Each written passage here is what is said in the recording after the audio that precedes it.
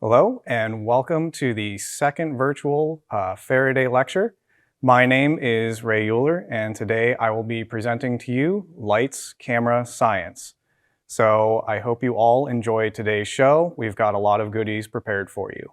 What we're going to be doing today is we're going to be exploring visible light and its various interactions with matter.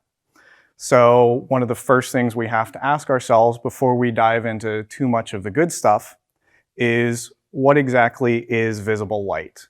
And so visible light is just a small portion of what's known as the electromagnetic spectrum. And as you can see from the figure that we're popping up, the electromagnetic spectrum moving from left to right moves from longer wavelengths to shorter wavelengths. And we can also notice from the bottom of the figure that as we move from left to right, the energy increases as we move to those shorter wavelengths. So one thing that we want to kind of understand before we talk about some of our demonstrations is how do energy and wavelength relate to each other. So the ever famous equation E equals mc squared that many people are familiar with also has a counterpart that hopefully some of you have heard of at this point, but some might not be familiar with, which is E equals hc over lambda. And this is where we get our correlation between energy and wavelength. Lambda is what wavelength is. And so the key thing for us, h and c are both terms that are constants. They don't change. And so when we look at the relationship between our energy and our wavelength, we can see that energy is related to 1 over wavelength. And so this is something that we'll be visiting a little bit throughout some of today's demonstrations. And this implies that as the wavelengths get longer, the energy is lower.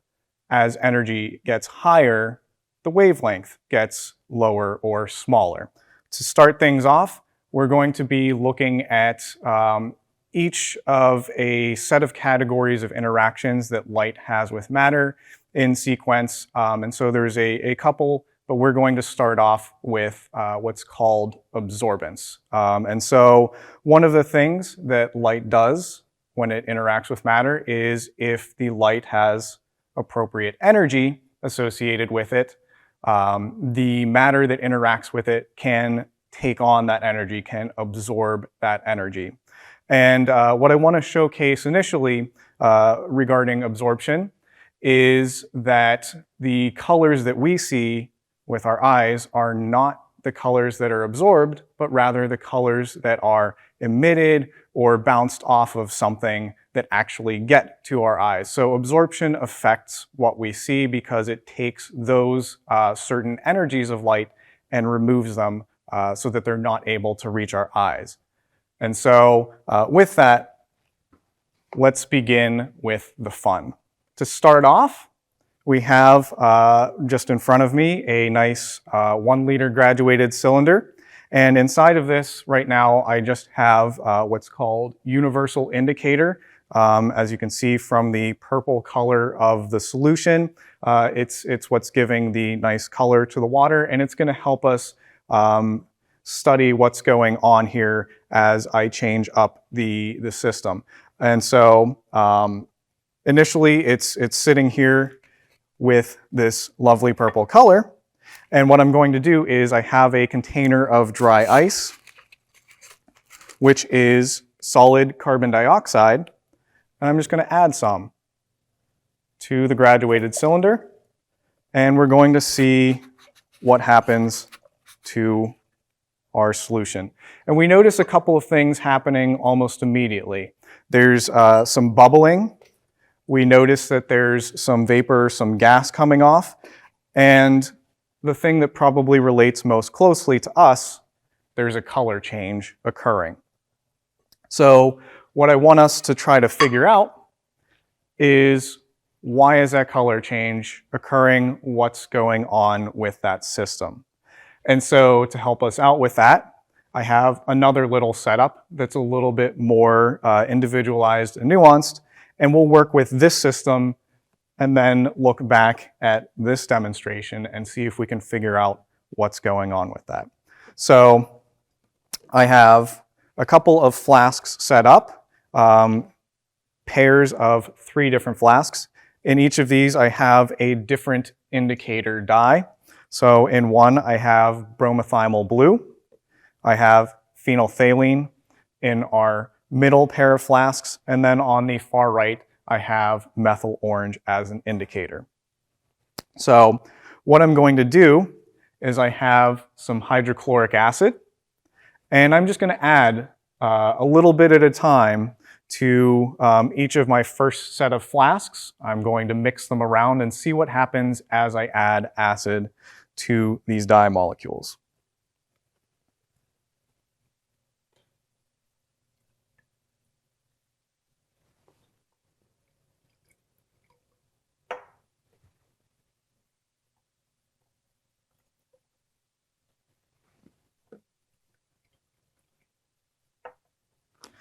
So we notice with the bromothymol blue, once I added enough acid to it, we changed colors. So here is unreacted bromothymol blue. It still has that deep blue color.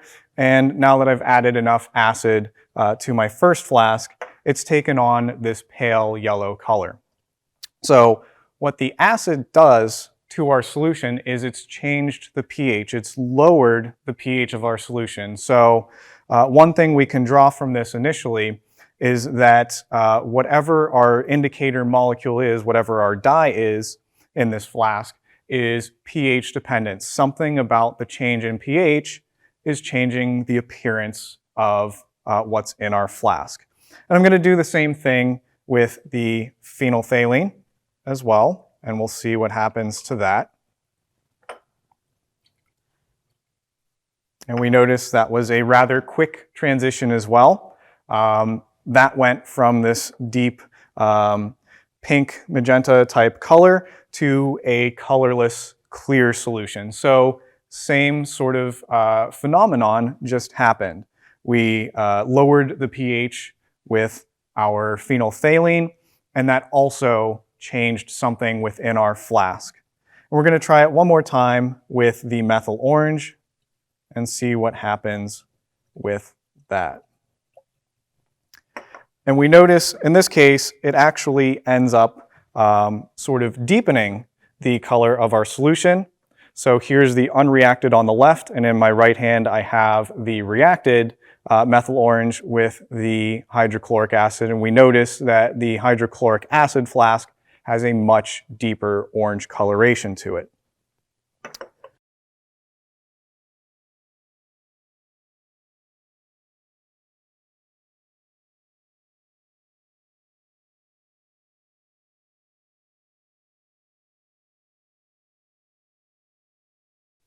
We've noticed that lowering the pH of all 3 of these indicators has changed the color of our solution. Now, hopefully, if I can get this to work nicely, we can try this as well with some dry ice. And just in case there's a little spillover, let me add a thermal glove with the hand that's holding each flask.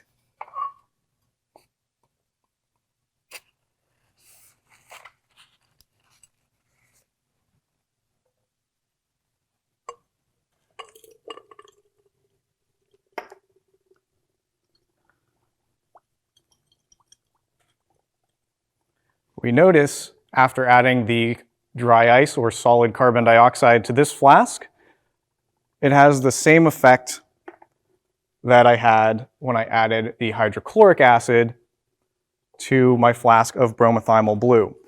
So what this tells me in this case is that the dry ice is also lowering the pH of my system to produce that same change in color. We'll do the same thing with phenolphthalein. Let that bubble through a little bit. Give it a swirl, and we notice that the color disappears just like it did when I added the hydrochloric acid. And one more with our methyl orange.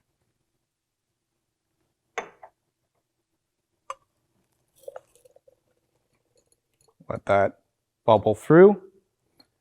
And we notice as we continue to let that go that it is taking a little bit longer than our other two solutions. But if we let it go long enough and we have enough dry ice in there, which I'm going to add a little bit more,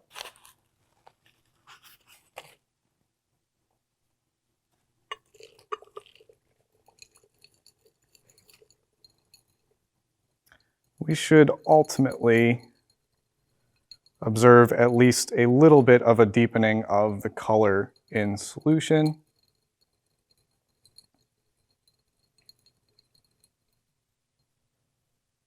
Though it's not as pronounced as when we added the hydrochloric acid. So now that we have sort of looked at some individual indicators, what's actually going on in this large graduated cylinder, which, as you might have noticed, is actually slowly changing color back. Now we got this to from a purple to a red to a pale yellow, and now it's starting to move back to red.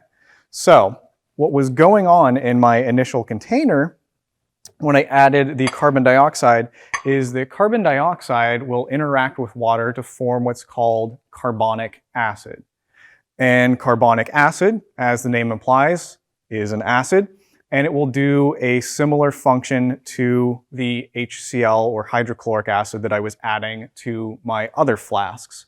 And so it lowered the pH of the solution, and that change in pH created a corresponding color change with my indicator dye. Now, the thing that I didn't necessarily mention at the beginning is that the indicator I used in this graduated cylinder is actually a blend of a couple different indicators, which is why we noticed a couple of different color transitions. And so the key takeaway from this particular demonstration is that by introducing something to a system that changes the structure of a molecule, the molecule itself, once its structure is changed, also can change the way it interacts with light. And one of those key things is what light is absorbed. So the light that we see is the light that manages to get through, that gets to our eyes. The stuff that is absorbed is the stuff we don't see. So the changing of colors in the solution changed which wavelengths of light were absorbed by the solution, and a new set of wavelengths that might have been trapped before through absorption are now able to pass through and reach our eyes. We've moved over to a new setup, and before we get too far underway, I'd just like to mention in regards to our previous demonstrations that we ran that something I hadn't mentioned is that those reactions, we didn't need to add any extra energy to our system to get them to work. They were what we call spontaneous reactions. So under the conditions we simply had to mix a couple of chemicals together, and the reaction ran itself under those conditions. Now, this particular setup changes those parameters a little bit. And so in this case, we'll see that the reaction is not simply going to run itself just because we've mixed two chemicals together. We're actually going to need, for this to run correctly, a little bit of extra energy. And that energy for us is going to come in the form of light. So absorption of light isn't just for changing the appearance or the color of things. Light can also give energy to a system or to a set of reactants to actually allow a reaction to proceed when it doesn't have quite enough energy to run by itself. So that's what we aim to do with this particular reaction. Now, I've started preheating some solutions ahead of time just to make things a little more efficient. In the container to my right, to my far right, I have what's potassium bromide salt in water. And then I also have, wrapped in foil, is a solution of silver nitrate in water. Now, silver nitrate is what we call photosensitive, so light can actually change up what's going on with our silver nitrate. So I have the foil around there simply to block out the light that's getting to it at the moment.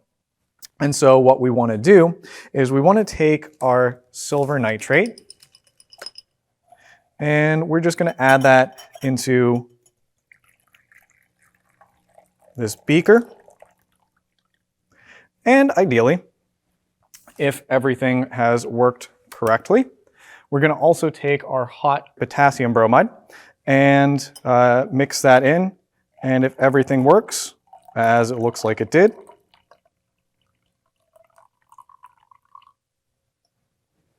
we now have what's called a precipitate, or some solid formation within our beaker. So what I'm going to do next is I'm going to filter this out. So I have a funnel with some filter paper ready to go. I want to collect the solid here, and it's the solid that's going to be what are photosensitive crystals. And we're going to take a look at that by spreading them on 2 different pieces of filter paper, exposing one of them to light and putting the other one in the dark, and seeing if we can detect any difference between the appearance of the two. So we'll just turn that off so that I don't end up cooking myself while doing this. And we'll just go ahead and start pouring this in and see if we can get good yield of that solid.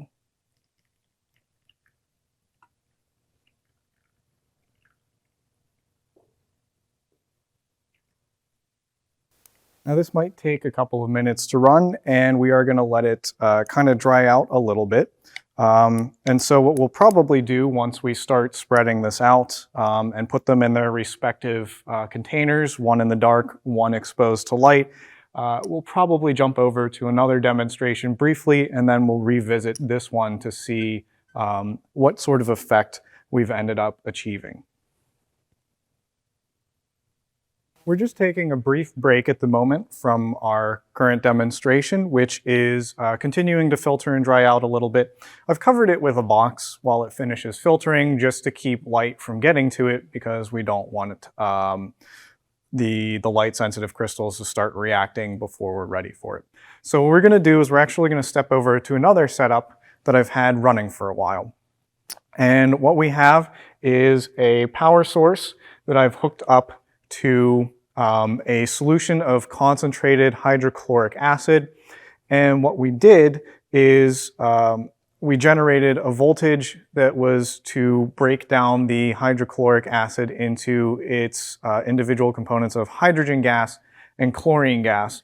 And what we did was we collected that in this test tube that was inverted over here as the gas was bubbling out.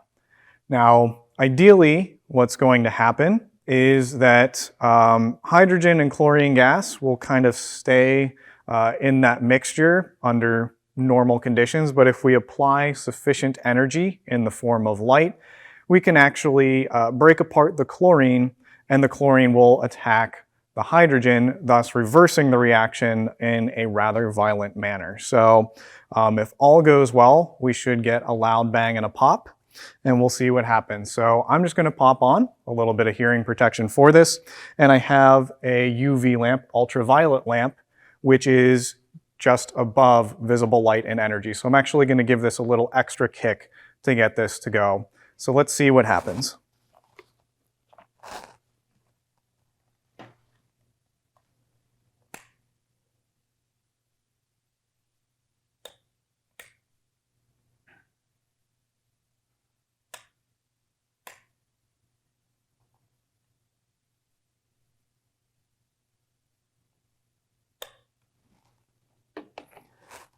So, as we can see, no bang and pop. That's what we would expect from this particular reaction. However, this is a very finicky one. It was one I wanted to try out anyways, just in case it worked, because I felt it would be a nice little treat if we did get that to work out nicely.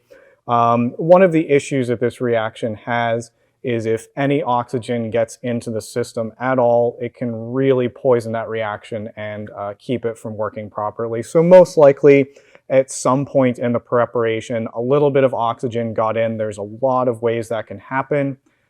Could be from inserting the stopper after collecting the gas, could have been from inserting the test tube initially if a little air pocket got in. And also if the current runs a little bit too high on our power source, it can actually break down some of the water that's in the hydrochloric acid solution, and some of that will break apart into hydrogen and oxygen gas as well. So most likely, unfortunately for us, a little bit of oxygen did get into the system. It would have been nice to have shown it in action, but the idea behind this particular demonstration is that, again, sometimes reactions don't run on their own under a given set of conditions, and they need just a little extra oomph to get things to happen. And light or other forms of electromagnetic radiation, other than visible light, can provide that source of energy for the system. So with that, we'll probably turn our attention back to our photosensitive crystals, our silver bromide crystals. We'll see how they're doing. We'll see if they've kind of dried out. We'll get those spread out on some filter paper, and we'll put them subsequently under one in the dark and one under some rather intense light for a while. So with that, it looks like most of our liquid has now drained off. That's looking like a nice sort of caked solid. So I have two filter papers, and I'm going to go ahead and put some gloves on. And we're going to just spread this across those filter paper, and we'll see what happens as they develop.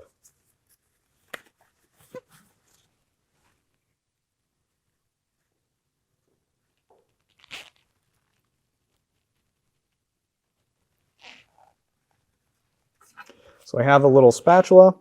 I'm just going to scoop chunks of this out and just try to spread them across the paper and make a nice kind of film of our solid.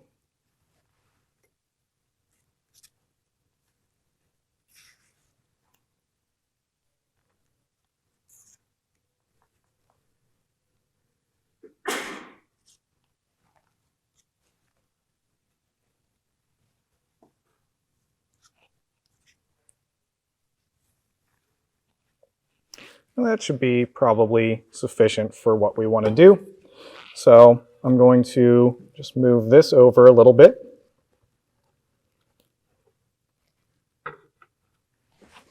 And we're going to slide one in front of our light source, and we'll keep another one here safely nested under a box.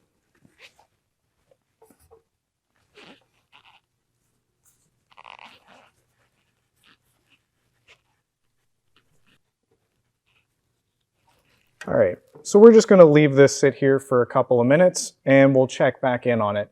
But in that meantime, we'll go ahead and we'll look at one or two more demonstrations. While we're waiting for those crystals to develop a little bit further, we're going to actually start shifting gears and take a look into another principle associated with light, and that is refraction and reflection of light. Now, refraction of light is the bending of light. So you might notice when you look at something that's underwater, it kind of appears a little bit warped or appears to be elsewhere from where you expect it to be. That's due to this phenomenon of refraction. And I'm sure everyone's experienced a little bit of glare from the sun bouncing off of some sort of reflective surface. And so hopefully you're also familiar with the nature of reflection, or the bouncing of light off of something. So just for a really quick, simple demonstration to illustrate these points, we have a prism and a laser. And we're going to shine the laser through the prism at various angles and see if we can get those desired effects to highlight what we're talking about. So we're just going to try to line this up. And I'm going to shine the laser through at a relatively flat angle. It's kind of subtle, but hopefully you can see that the angle that the laser is pointing at the actual prism is not perfectly lined up with the angle that the light is passing through the prism. And what's causing this is, as the light jumps from one medium to another, there are different types of particles and different density of particles within different mediums. So when we talk about the speed of light, that constant c, we typically are referring to the speed of light in a vacuum. And when we talk about refraction, we refer to light as sort of slowing down as it enters into a new substance. And there's a lot of discussions as to what exactly is going on when it crosses over those boundaries. But the general idea is that there are more particles and therefore more interactions that are occurring with the light as it passes through those mediums. So in our case with the laser and the prism, we entered from air into a more dense substance. And we can try to play around with this a little bit more and see if you pick an appropriate angle after a certain threshold, we can actually see from that prism that the light is coming down to the bottom of the prism and is also bouncing off of the bottom and coming back up at an angle that is effectively identical to the angle that it entered in, just sort of inverted across that prism.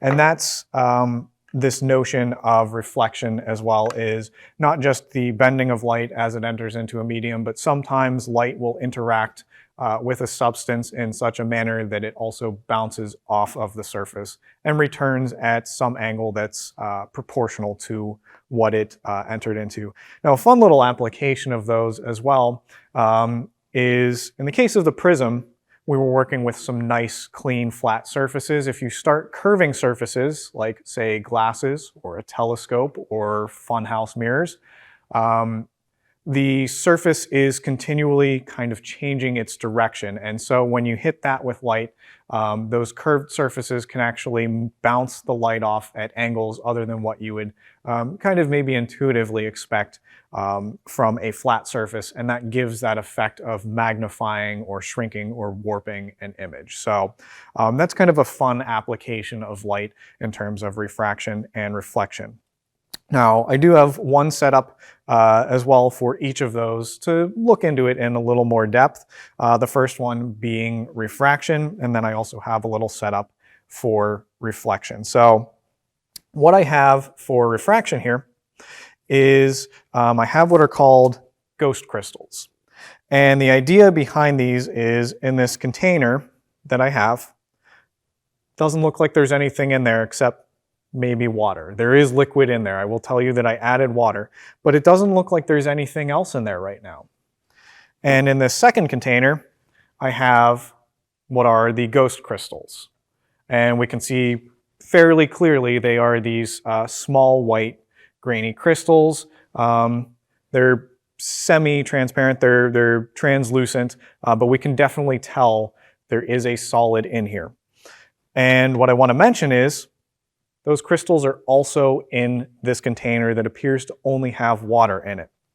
And I'm going to see if we can get some of those out of this container, what ends up happening. And so if I hold this up, we can hopefully see, just have to be careful not to spill them, that I now have what appear to be sort of these large clumps of gel that are much more clear, much more transparent rather than translucent, sitting in this dish. And those are the ghost crystals. And the reason that this container originally appeared to only have water in it is those ghost crystals can supposedly absorb up to about 500 times their own mass in water. So what happens is that when the crystals soak up all that water, their content is almost exclusively water at that point. And so the refractive index associated with them is approximately that of water. And that causes them to effectively disappear into the solution because it's almost exclusively water. So that's kind of a neat little application of refraction applied to sort of a chemical substance, and a neat little phenomenon there. Now, to look at reflection, hopefully everything's been prepared nicely here. I have a couple of solutions that I'm going to mix together. I have some sucrose or table sugar, tartaric acid, and ethanol or grain alcohol all mixed together. And I'm going to add a little bit of this to a small bottle, a small little vial. And I'm going to just swirl that around for a minute or so just to make sure that the inside is all coated with the solution. Once that's kind of coated and sitting there for a little bit, I'm going to add two other solutions. One is a mixture of ammonium nitrate and silver nitrate, which again, I have some foil over this like I had before with silver nitrate so that the light doesn't interact too much just yet. And I have some sodium hydroxide in water, which is just a basic solution. It's going to raise the pH a little bit. And what I'm going to do is when I mix those, the solid should hopefully come out of solution. That tells me that that's worked correctly. And I will immediately add in a small portion of that to this bottle that has the alcohol, the sugar, and the tartaric acid. If everything works correctly, we should see a nice mirror finish on this bottle. So I'm just going to give that a quick shake, just make sure it's not, doesn't have, I rinsed it out earlier, don't want too much liquid in there before I add this. So we'll give the sugar solution a swirl, make sure that's all mixed in, and add a little bit of that in there. That should be a little more. Just make sure we get a good coating when we're done.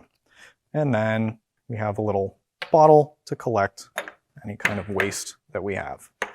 So we'll just kind of swirl that around and just kind of rotate the sides. Again, we're just making sure that everything, the surface of this bottle is coated, because when we get that mirror finish, we want it to kind of be all over the outside, not just kind of clumped somewhere on the bottom, so that we can get kind of a much nicer effect on this. So we'll just rotate this around a little bit.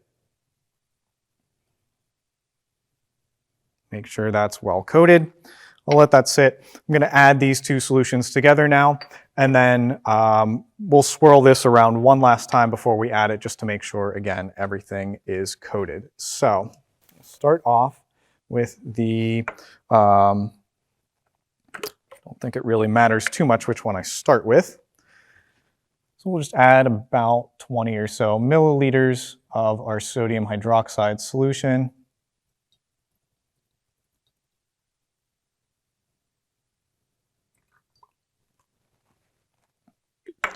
And then we'll do the same with our silver nitrate, ammonium nitrate solution.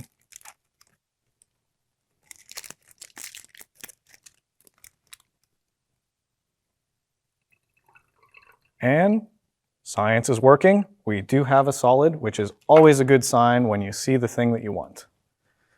So we're just going to move that funnel out. We'll give that a little bit of a swirl.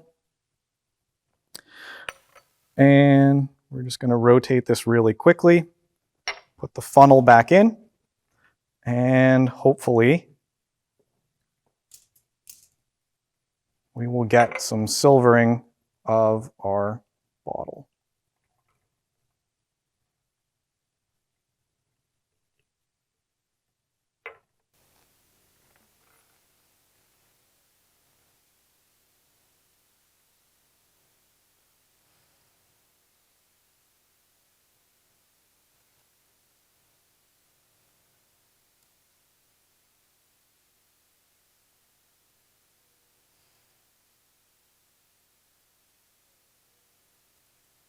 This might take a little bit of time, and I'm actually, fortunately, the lab coat keeps the hands nice and warm.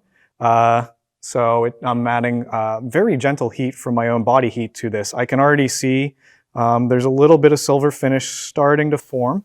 So I'll hold that up so we can kind of see there's a ring that's starting to kind of form around the outside. And as I continue to rotate this and give it a little more gentle heat, we should hopefully see kind of a really nice kind of clean, even finish to that. So I'll just kind of keep my hand around it, give it that little bit of warmth, that little bit of extra energy to help things kind of move along.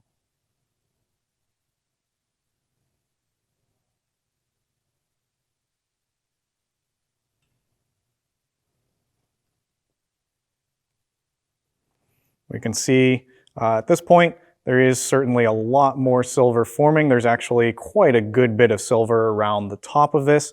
And if we want to, we can possibly even test this out with our laser that we used with our prism. Ideally, if it reflects, we should see light bouncing back. So I actually have a sheet of paper here, and let's see if we can get this to reflect over onto, well, I guess we don't even need the paper. We can use the desktop surface. Let me move that up to the front so it's a little easier to see, and we'll see if we can get a nice patch of silver there. And so we see once I hit a nice patch of silver that a nice little green dot kind of appears on the desk. That's a neat little reflection demonstration. We looked at refraction, and I don't want to go into too much more depth onto those topics. We'll actually kind of dive into something that's somewhat related to both of them, but is a little bit different, and that is now scattering.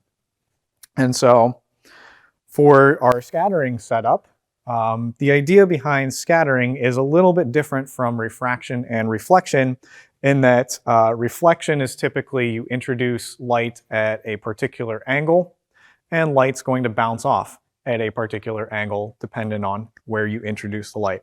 In terms of scattering, light can kind of bounce off in almost any direction. And the idea behind scattering is it typically occurs in what are called colloidal mixtures.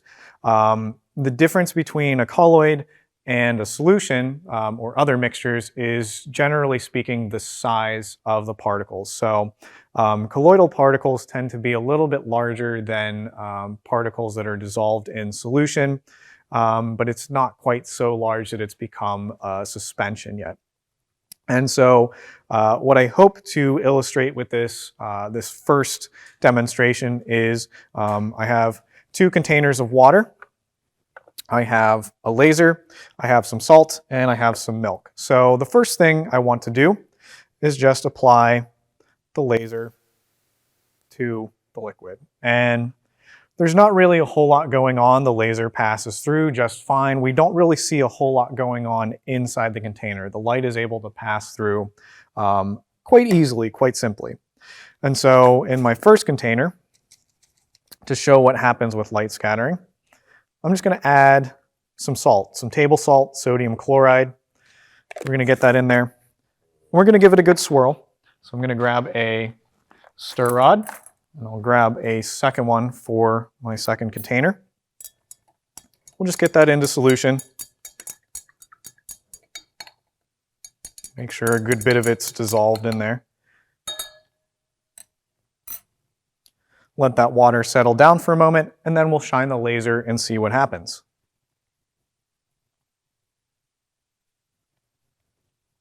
So we do notice there is a little bit more visibility on that light beam. You might actually be able to see the very thin pass of the beam through the solution. Now I'm looking from top down, and most likely why we're able to see that beam in this particular solution is I can still see some solid particulate matter swirling around that hasn't dissolved yet. Ideally, when it's completely dissolved and you don't see any solid moving around in there, and you have a pure solution, the light should pass through and it shouldn't be interrupted or scattered much. Now that being said, it is still a relatively mild effect. We only see kind of the direct beam kind of being highlighted right now by some of the particulates that haven't dissolved completely. On the other hand, if we take something that will form a pretty substantial colloidal mixture, so we'll add a little bit of milk in here.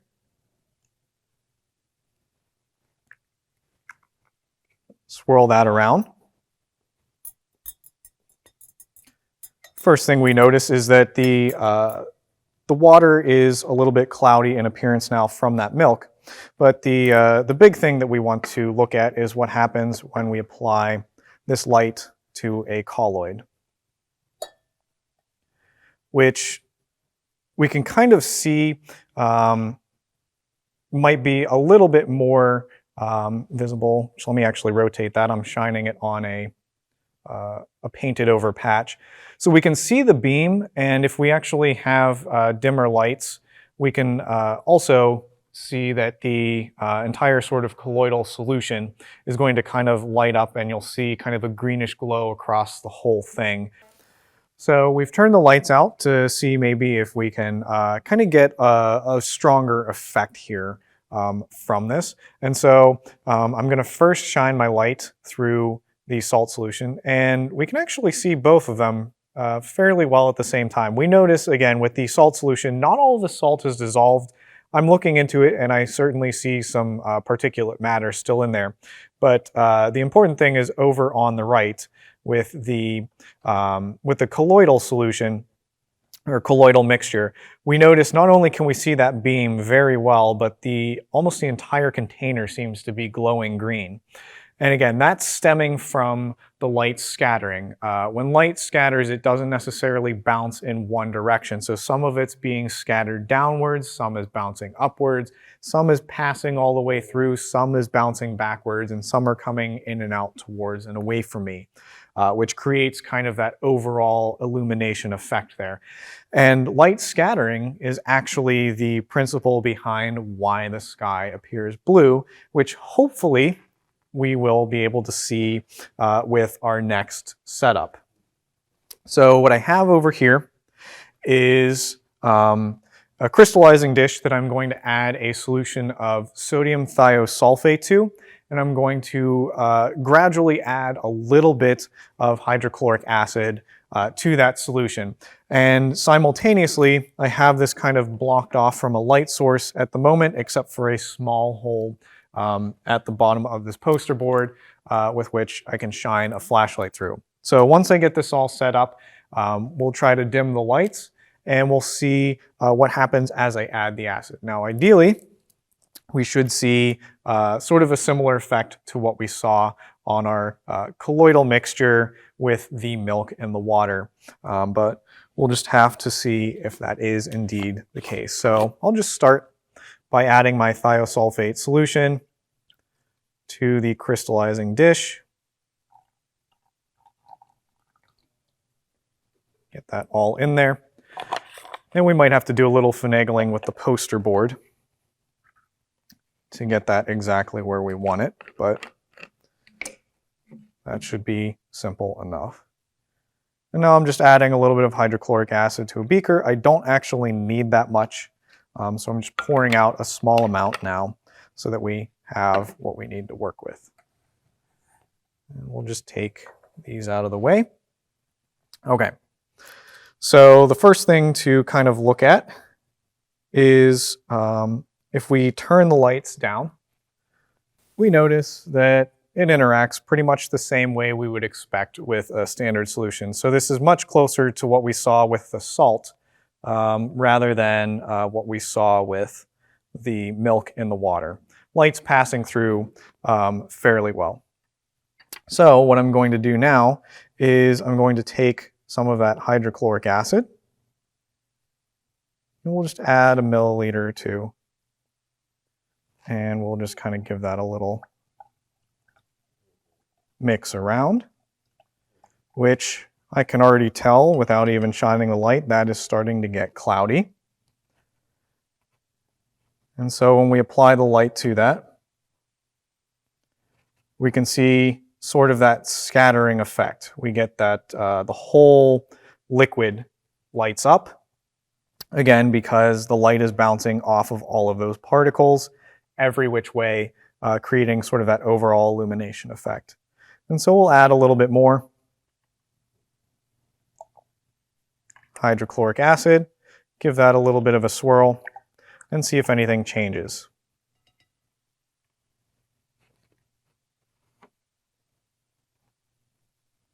So we can see, again, we are getting that illumination effect. We're getting that scattering.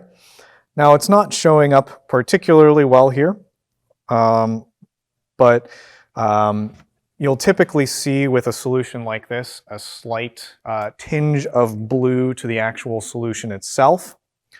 And that's exactly what's going on with the sky. Is When sunlight enters Earth's atmosphere, it hits the atmospheric particles and it scatters off of them every which way. And the thing with scattering is that it actually tends to preferentially scatter the shortest wavelengths or the highest energy wavelengths first. And so the light that gets scattered initially is blue, which tends to be at the higher end, versus red, which is at the lower end of that energy spectrum. And so as daylight passes through during the day, you get that vibrant blue sky. And then as you approach the evening and sunset, you still have a blue sky, but it gets darker and deeper because more of that blue, the sunlight is passing through more of the atmosphere, so that blue gets scattered. But as it passes through more of the atmosphere, other wavelengths start scattering out as well. So with that kind of covers sort of the gambit of our sort of the middle portion of our presentation. And so we're going to kind of jump to the last major chunk now. Before we do though, we do want to check in on those silver particles that we had from that photosensitive reaction to see how they've developed. And once we check in on those, we'll move on to the last segment, which is going to be emission, or the release of energy, which I think tends to lend itself to some of the more exciting demonstrations. So let's go ahead and we'll take a look at those crystals. All right, so we've had this sit for probably about an hour at this point, which is certainly more time than needs to develop, but let's take a look at what happened. So I'm just going to remove the box from our crystals that we kept in. It actually looks like it's worked out just about as I expected. So let's see if we can get a good look at these. So the crystals that I'm holding in my right hand are the crystals that have been exposed to the light. And the crystals that I'm holding here in my left hand are the ones that were covered up in the dark over that development period.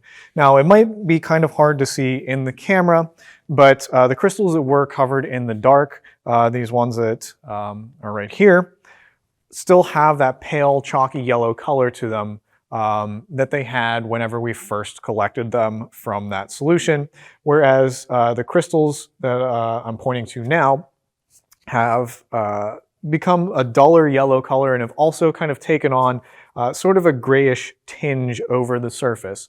And so what was going on with the crystals that we exposed to light is effectively the same thing that happens with photographic film. In fact, this is what's called a silver halide compound. That's what they use in photographic film. And they coat a thin layer onto the photographic paper, I believe with some gelatin.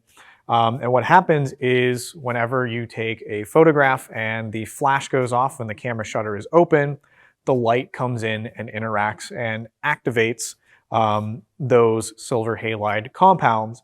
And so when you take that film out later to take it to develop and run it through what's called a fixer solution, what that will do is it will remove the unactivated compounds from the surface, and what you'll end up with is light and dark regions on your photographic film based on where those silver halides were and where they weren't.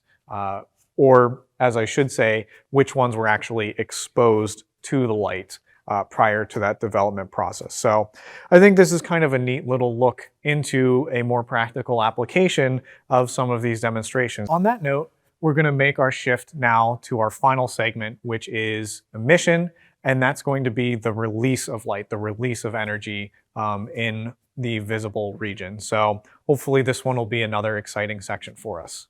Now we're on to emission, or the release of light.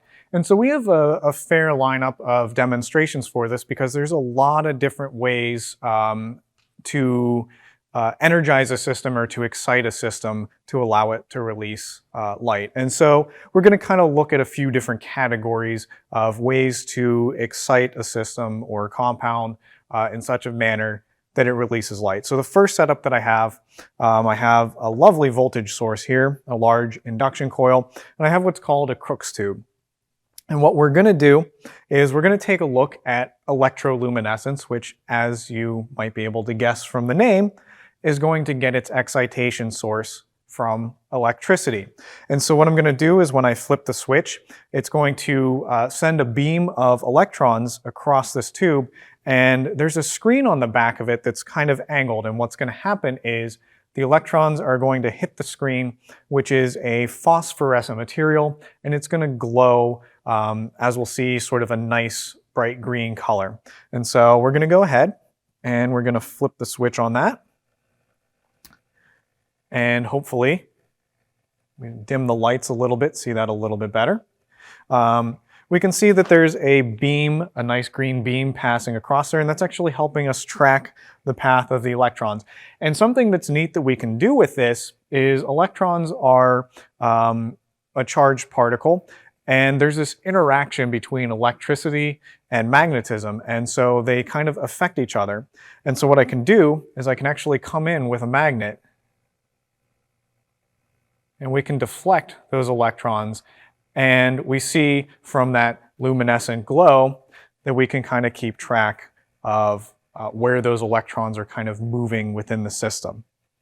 Now we have a second one, which might or might not work as expected, since the table is not perfectly level, so I might have to give it a little bit of oomph to kind of get it started here.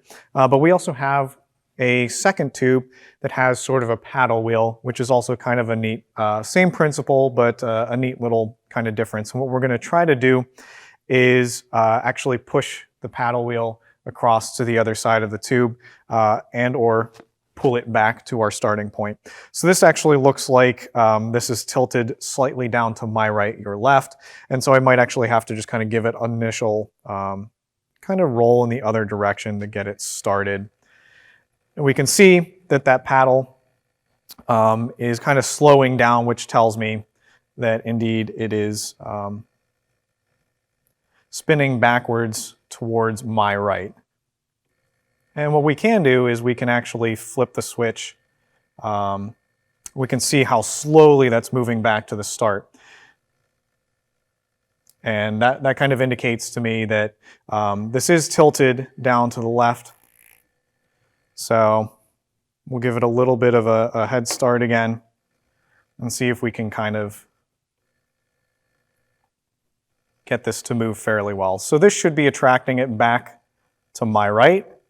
And as it gets to the end of the rails, we can just flip the switch and it should kind of push it off in the opposite direction. But again, this isn't perfectly level, so it's kind of sliding backwards a little bit. But another neat little application of that electroluminescence, same sort of idea, but just two different little setups. Another way that we can excite our system is through something called fluorescence. And what happens with fluorescence is a system can absorb a certain energy, a certain wavelength of light.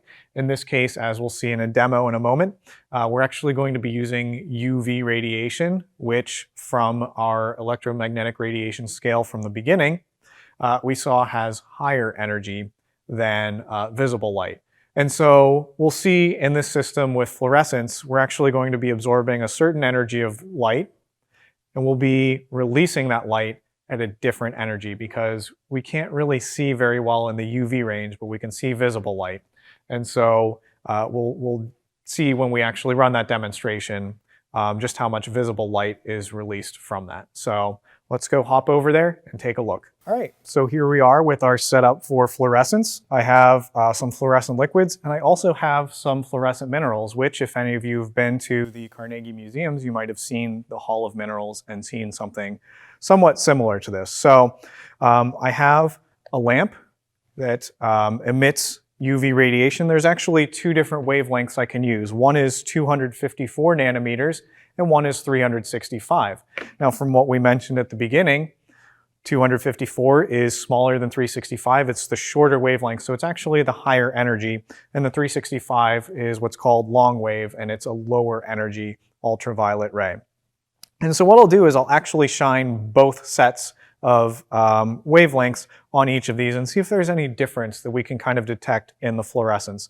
But one thing I do want to mention before that, I mentioned we should be seeing some visible light coming from this, and the key piece there is that once the system excites, there's a little bit of relaxation that occurs from the excitation before we actually fully relax. And that's where that little loss of energy comes in that gives us the longer wavelength of release in that visible region of the spectrum. So let's go ahead and we'll cut the lights and see what happens when we turn on the lamp.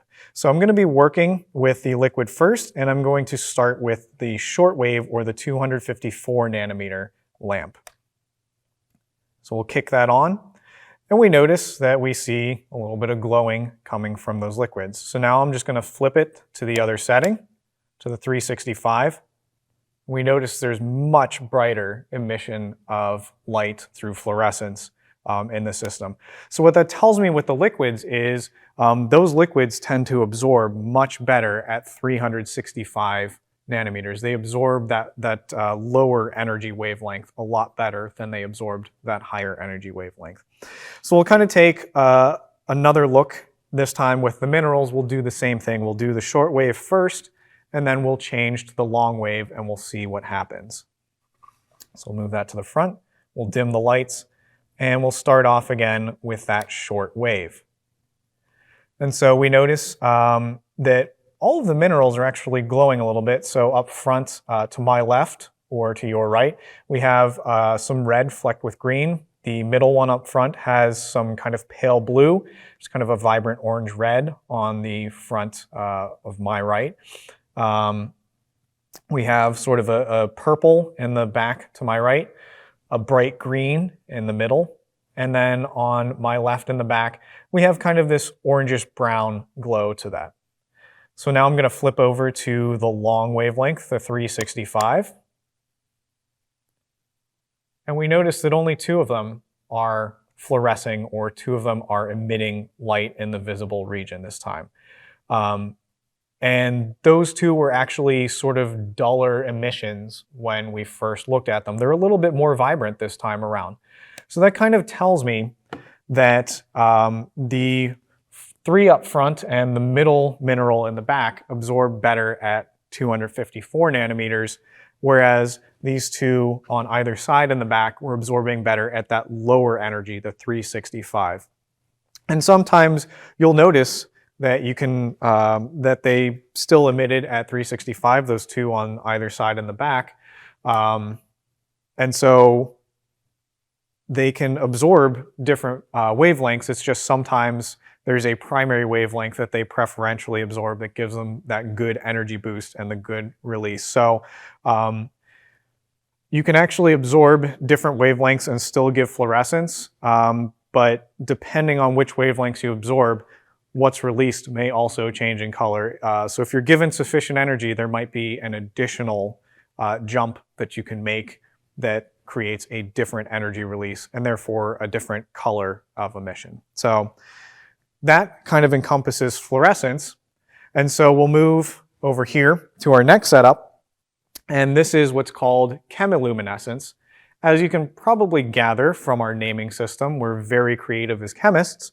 And chemiluminescence is going to give its illumination by means of energizing itself through a chemical reaction. So I have a couple of solutions that I'm going to prepare, and then we're going to mix them together and see what happens. So first I have what's called luminol. It's going to be a powdery solid. As you can potentially again guess from our very creative names, luminol should luminesce. And I'm going to mix that in with a little bit of sodium hydroxide initially. And then I have what's called a potassium ferricyanide solution and hydrogen peroxide. So what's going to happen here is the ferricyanide is actually a mimic for us for blood, because luminol is something that can be used as blood detection in crime scene investigation. And so the iron from this ferricyanide solution is functioning much like the iron in blood, that hemoglobin unit in blood. The hydrogen peroxide is going to be sort of our source of oxygen that's going to oxidize the system, get this up and running. And we have, again, luminol is simply our luminescent molecule. So let me go ahead and grab a scopula, and we're going to add a little bit of luminol to one of these Erlenmeyer flasks.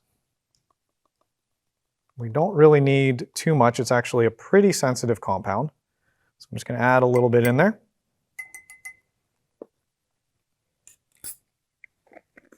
And add a fair bit of sodium hydroxide, and we will just mix that in.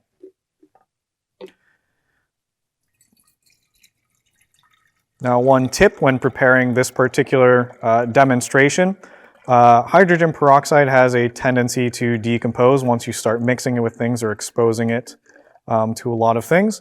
And so we actually want to prepare that more or less right before we want to actually run our demonstration so that it doesn't decompose and kind of cause problems. So hopefully that luminol should be fairly well dissolved in there. And we're going to add a little bit of ferricyanide solution to this and a little bit of peroxide as well.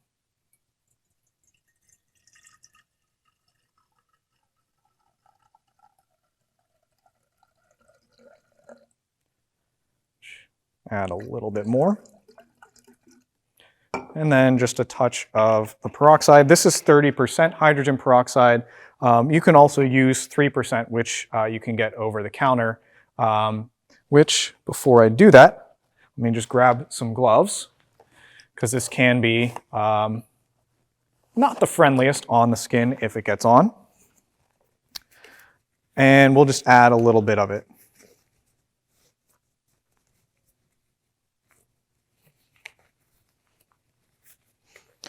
And once I finish adding and swirling this in, we will dim the lights and we'll see what happens when I mix the two solutions together with each other.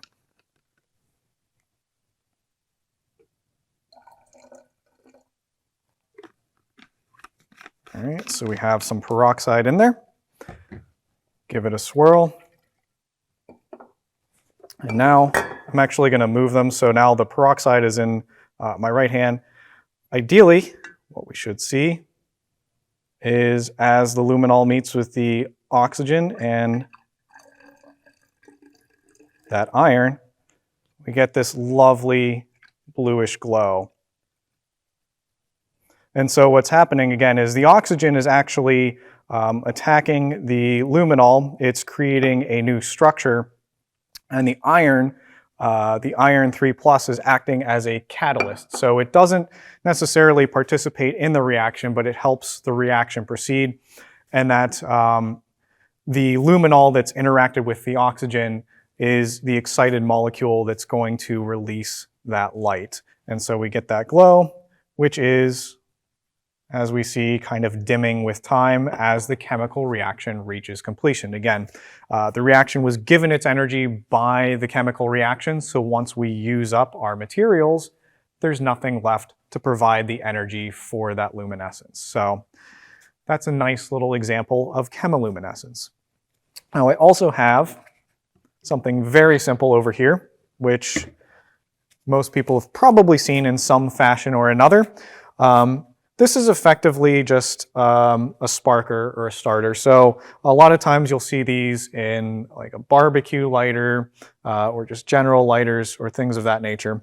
And the reason I want to talk about this, which when I'm ready to run it, will actually dim the lights as well. This is a little more nuanced. It's a little smaller, harder to see. But this is an example of what's called piezoelectricity, which is under this umbrella term of mechanoluminescence. Now, mechanoluminescence is light that is released from stimulation from mechanical action, and piezoelectricity is one of those subcategories. So for this particular scenario, the top of this lighter or this sparker has most likely a quartz crystal, which is a piezoelectric crystal. And what piezoelectric crystals will do is when you deform them by trying to squeeze them or stretch them, is that squeezing or stretching will create a charge on both ends of sort of that deformation. So one end will end up positively charged, the other end will end up negatively charged. And when you have a positive and a negative region and you connect some wires to it, you can create a circuit. And so in this case, the wires are split apart from each other, but if I get them close enough together, the buildup of charge should be sufficient enough for that electricity to jump across the gap, and we'll be able to see that spark, and that spark is actually going to be the excitation of some of the air molecules around that area as the current passes over it. So we'll just kind of give it a few clicks, see if it's working. Okay, so I'm not seeing anything yet. There we go. Just have to move the wires close enough together that the electricity can jump over the gap. And so we get these nice little flashes of that current running and jumping from wire to wire, exciting the air particles as it jumps through. And so that little clicking sound that we heard was actually, there's a little spring-loaded hammer in here. And when you push the button down, it winds up the hammer and lets it go. And that hammer is what's striking or squeezing the crystal in here to create that piezoelectricity. So now we're on to sort of the last chunk of the last section. And so we're going to talk a little bit about incandescence, which is light through heat. And so what I have set up is an Erlenmeyer flask, and in there I have acetone, which is a flammable solvent. So I do have to be quite careful because I also have a propane torch here, which under most circumstances is a really bad combination. But what I'm going to do is I have a glass tube to which I've attached a penny with some copper wire. This is a penny pre-1982, which is actually important because after that there was a lot of zinc that was put into pennies. This has a lot more copper content, so it's going to work way better for us. The idea is that I'm going to heat the ever-loving crap out of this penny, and then I'm going to hover it just over the acetone. Now, I'll also show just heating the penny and how quickly the glow dies away once I've heated it. But what should happen when I insert a glowing penny into the flask just above the acetone is this will act as a catalyst to start a reaction with acetone vapors. And the reaction with the acetone in turn will continue to generate heat as it reacts, which will keep the penny glowing. And so we can see this example of how heat is going to impart that energy that gets things to glow and to luminesce. So we'll start off first by just heating the penny in the absence of the acetone. There we go. So we're just going to hold that in the flame for a little bit. It's starting to glow, so maybe kick the lights off for a second so we can see what's going on there. The wire's definitely glowing. The penny's taking a little bit because there is some oxide on the surface. This was a penny that I've already used, but we can see now some of the edges are starting to glow red.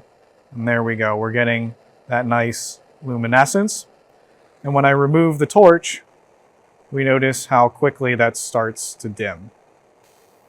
So what I'm going to do is I'm now going to take the cap off of my acetone flask. I'm going to reheat the penny, make sure it's nice and hot before I stick it in there. And we'll see how long it takes for that glow to subside, if it subsides.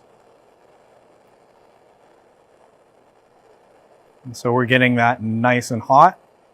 We can see again the penny's starting to glow.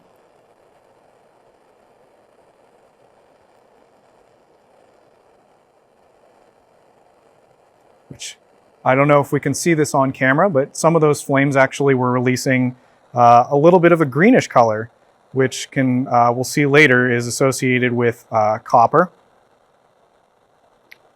And we notice that it's staying glowing as I hold that in the flask. And so what's going on is as that acetone again is reacting at the surface of that penny, we're creating a lot of other compounds that are releasing heat from the reaction and kind of allowing that penny to stay glowing for a while. So we'll remove that from the flask. We'll let that cool itself down and get the torch off. And move to our next reaction, which will exhibit, again, more incandescence, but we'll kind of see that through a slightly different mechanism. This is a fun one, which I might actually want to slide a little bit over to my left, just to give some space here since I have another reaction set to go as well. And we'll just get the acetone out of the way because we don't want any disasters happening.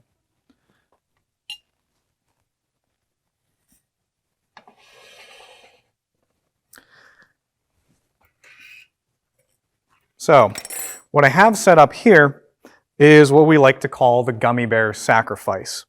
And this is actually a neat little reaction. There's a lot of things that go on with it. But part of what this can model in a much more vigorous sense is how sugars and carbohydrates break down in the body. This is an example of combustion of carbohydrates.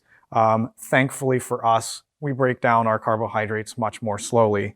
Otherwise, as you'll see in a moment, things would not be so peachy. So I'm going to take a scoop or two of what's called potassium chlorate, and this is going to be our oxidizer. And if you were to look at the structure of potassium chlorate, there are quite a few oxygens in there. Again, chemists are very creative with their names, so as you can guess, a lot of things that are good oxidizers tend to have a fair bit of oxygen in them. I think that should be a sufficient amount. So we'll just cap that off and get that out of the way. And so what I'm going to do, it will need a little bit of heat to get it started, but I'm going to torch the chlorate, get it to melt a little bit, and then we'll drop our gummy bear in and see what happens. So let me get my gummy bear at the ready. Our brave volunteer in the name of science. And we'll get that torch up and running again.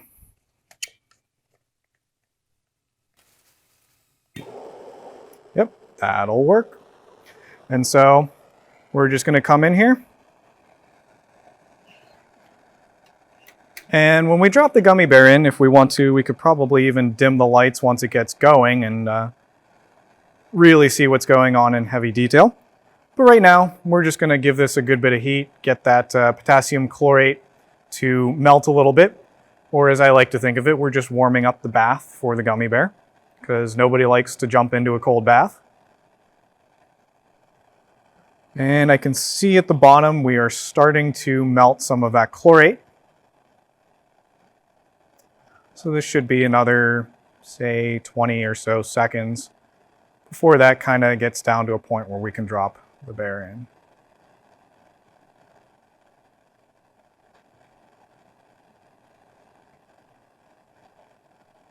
Starting to see a little bit of bubbling, so we know that is nice and hot.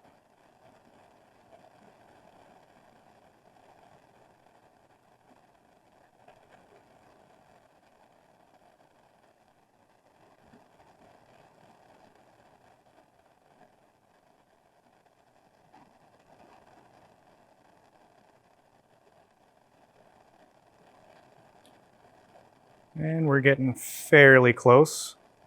Some of that piled up crystal on the top is sliding down into the liquid. So it definitely seems to be melting quite nicely.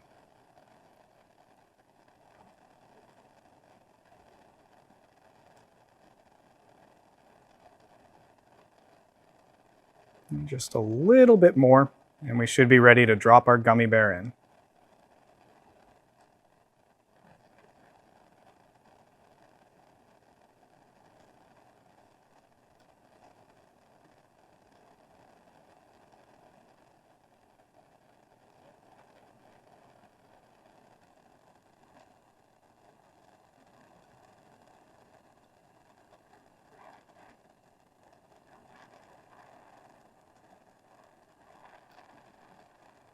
And I think our brave volunteer is ready to go for a bath. So here we go. We're going to drop the gummy bear in and see what happens.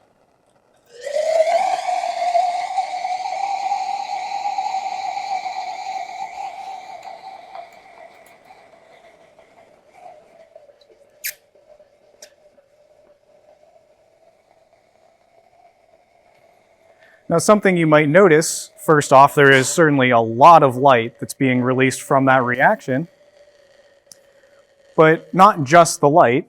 For those of us that are in the room, we probably also smell that burning sugar smell.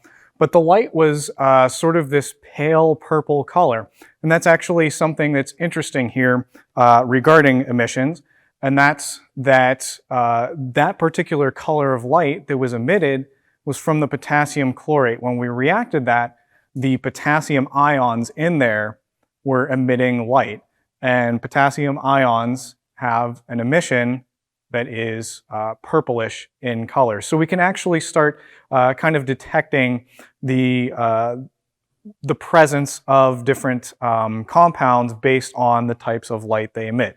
It's not foolproof, but there are some fun demos where we can kind of run and distinguish some of those differences. So we're going to let that cool down because that is screaming hot right now. And we're going to go make another test tube screaming hot. So we'll slide this over to the middle. And what we're going to do with this one is much like what we just did with the potassium chlorate and the gummy bears, except now we're going to use sulfur, everyone's favorite smelly element, and calcium. Now, sulfur is pretty stable by itself, and it doesn't typically like to just break apart under normal circumstances. So same thing, we are going to be heating this tube up quite a bit. And you might notice I actually have a little bit of sand, which I'm going to grab my other sand bottle just in case, because this can get really hot and partially melt the bottom. So the little tub with sand is kind of just designed in case the glass kind of drops in. Now what we're going to do is we're going to get some sulfur, drop some calcium in, mix it together, and drop it into this test tube. We will heat it up to a really high temperature. This will be a rather quick but very violent reaction, but we will see, again, the nature of incandescence from this, how that heat eventually kind of gives this very bright glow to our compound, which, just thinking ahead, I probably want everything off to this side since the opening is pointing out this way. So we're going to start off and just get a couple of scoops of sulfur, just create kind of a little layer in the bottom of my weigh boat here, where I'm going to be dropping the calcium in a moment. So just kind of create a nice little layer along the bottom with that sulfur. And then I'm going to be using that again in a moment. We're just going to add 2 or 3 pieces of calcium and try to cover that up with sulfur fairly quickly, just so the calcium doesn't get exposed to too many things around it. So that should be good.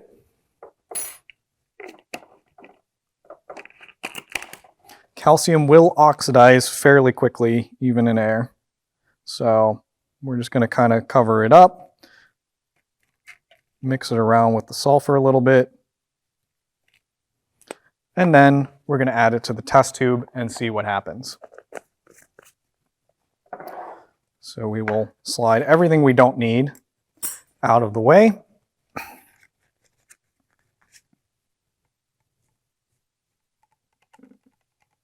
And gently introduce this, maybe with the help of a scupula a little bit.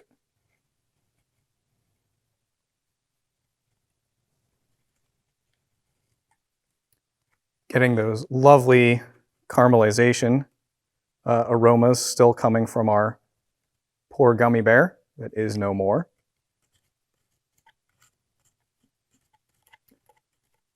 Which, if we're perfectly honest, is a lot better than a nose full of sulfur.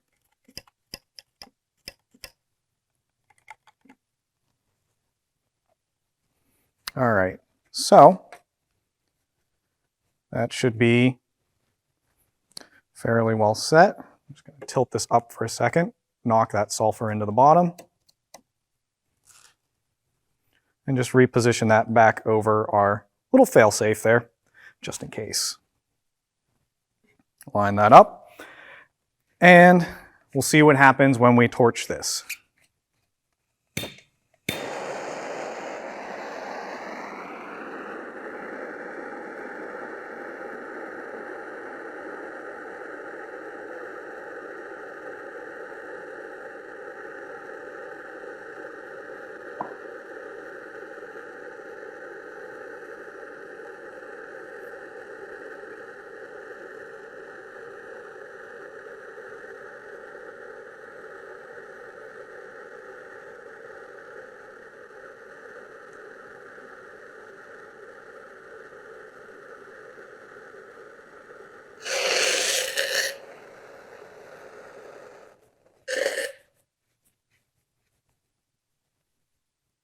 So, as we saw from that much quicker but equally violent reaction, the calcium and the sulfur met together to form calcium sulfide in that little test tube.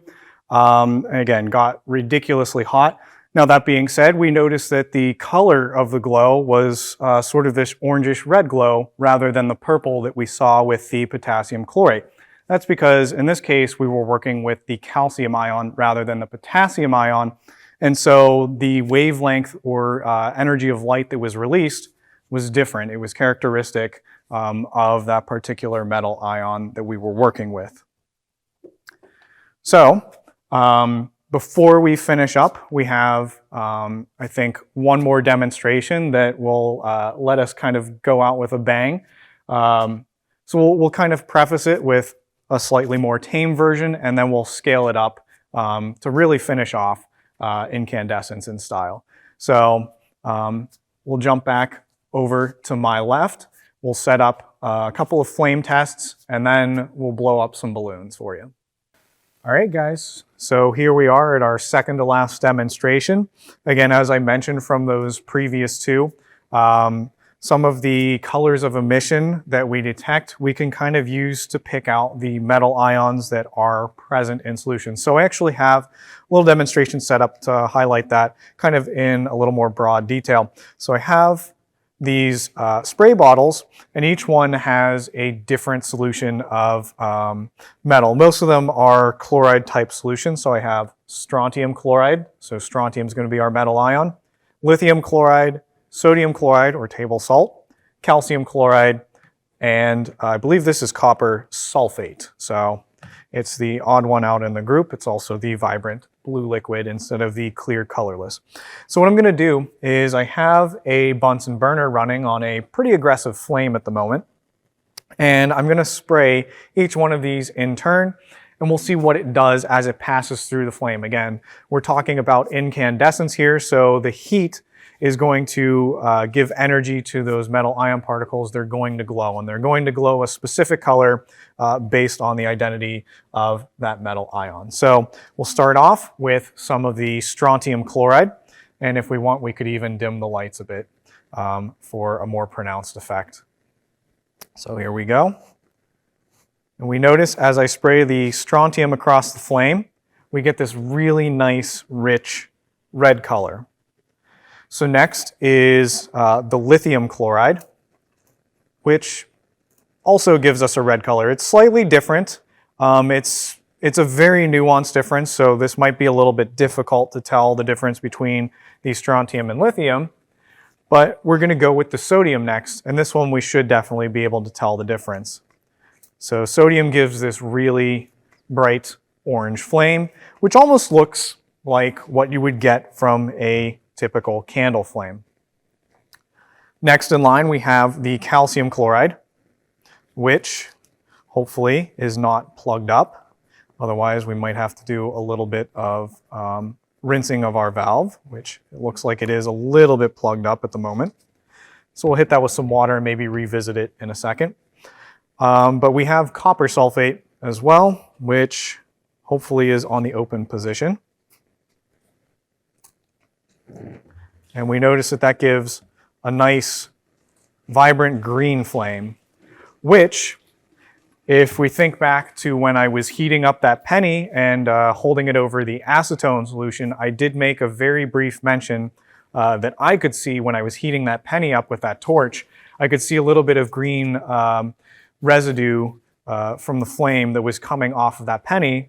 And most likely that green residue was from some sort of copper sulfate on the surface of that penny, which indeed had a lot of copper content in it. So it looks like the calcium chloride was graciously cleaned out for me, so we'll give it a shot. And we see this is also not quite red in color. It's a very deep orange. So it's somewhat similar to the strontium and the lithium, but it is a little more distinctive from those two.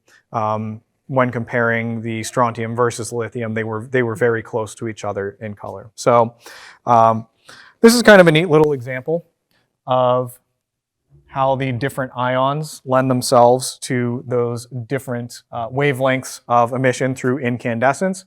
And so we want to kind of wrap this presentation up with a literal bang.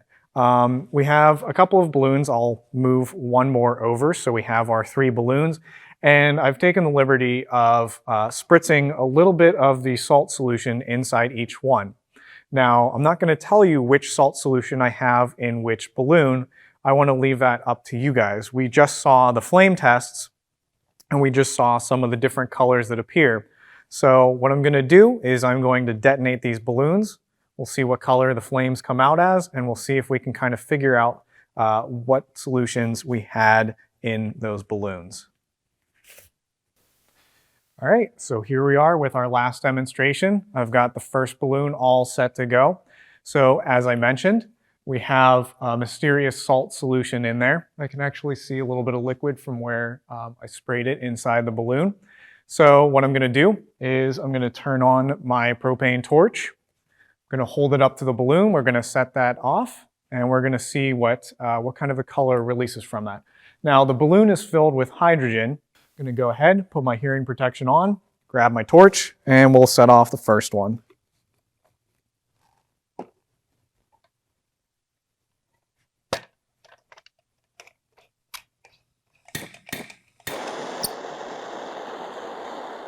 All right, and here we go.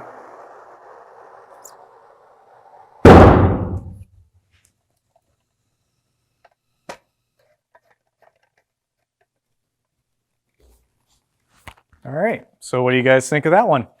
We got a nice, lovely, what appears to be, to my observation, green flame coming from that. So what do you guys think that might imply? While you're pondering that, we're going to get our second balloon ready to go, which actually should sit nicely enough on the surface. I don't need to necessarily clamp that down. So back on with the hearing protection. Back on with the torch, and we'll see what happens with number 2.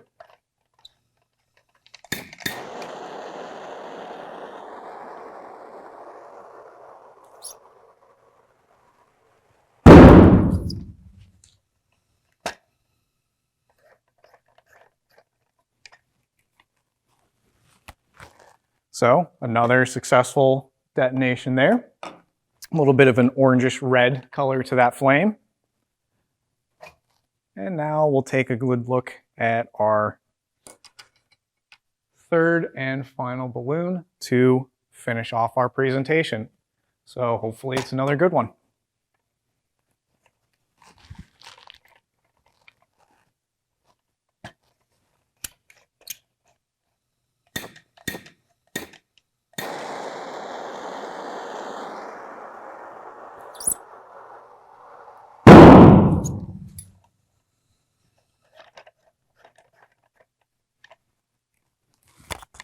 All right, so there we go. 3 balloons, 3 explosions, 3 lovely flames. And that about wraps it up for us with our talk on incandescence and our talk on visible light. So we hope you enjoyed Lights, Camera, Science. I thank you all for participating and for watching. And I hope that next year we might be able to do this again in person. Until then, take care, guys.